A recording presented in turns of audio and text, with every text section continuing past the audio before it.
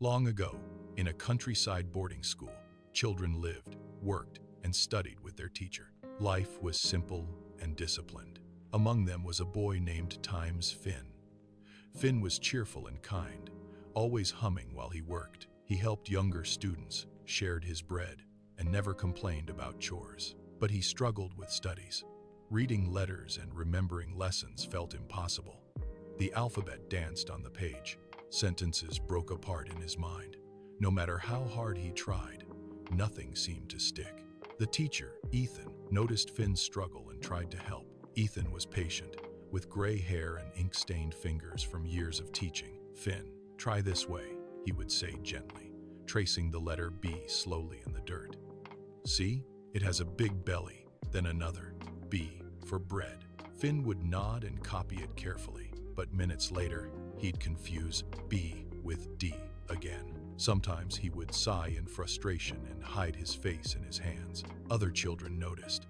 At first they whispered, then they pointed openly. "You're so slow, Finn," they laughed during lunch. "You'll never learn anything. Even the goats remember the path better than you remember words."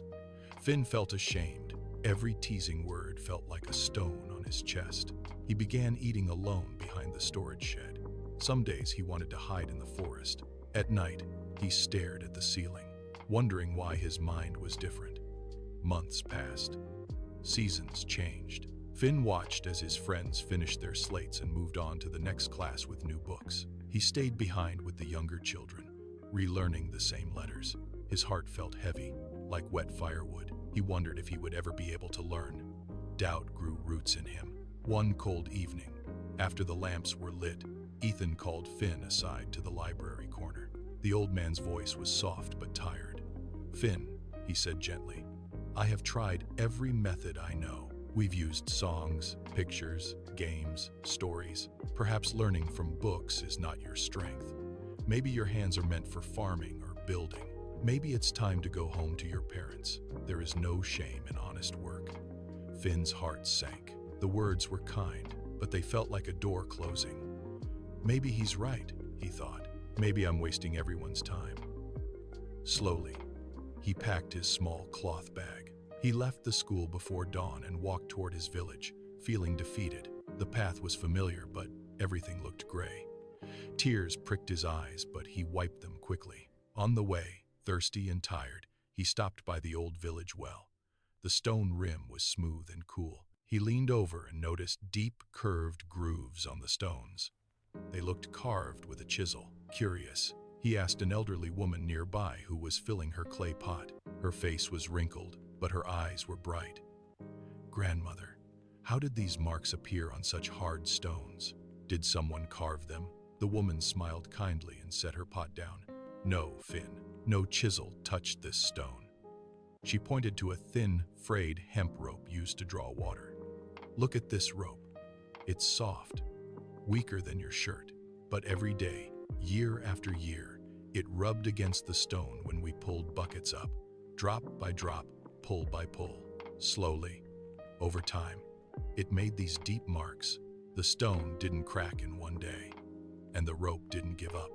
Neither should you." Finn stared at the rope and the stone.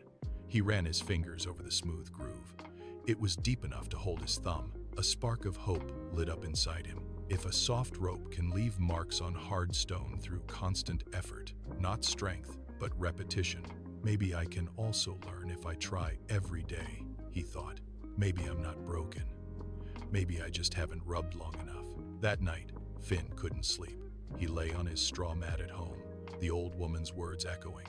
He made a decision. He would not give up. He would return to school and keep trying, no matter how long it took.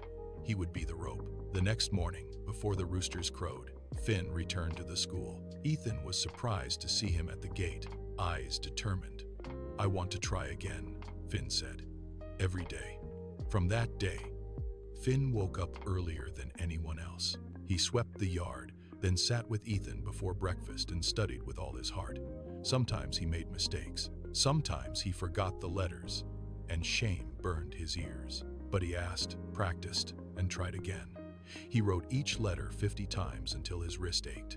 Days turned into weeks. Every morning, Finn carried firewood, tended the garden, fed the chickens, and then sat for lessons. He asked questions without fear. He wrote carefully on his slate, erased, and wrote again. He repeated lessons over and over, whispering them while he worked. Slowly, small pieces started to make sense. He could read a word, cat, then a sentence, the cat sits, then a short story about a fox and a crow. His voice shook the first time he read aloud, but he finished. His classmates watched in surprise. The boy, who was once slow, was now persistent and focused. His slate was always full of practice. Some who once teased him now sat beside him and tried to help. Others began to admire his determination. "Show me how you remember through," one girl asked. Finn smiled. He had become the rope for others too. Months passed, then years.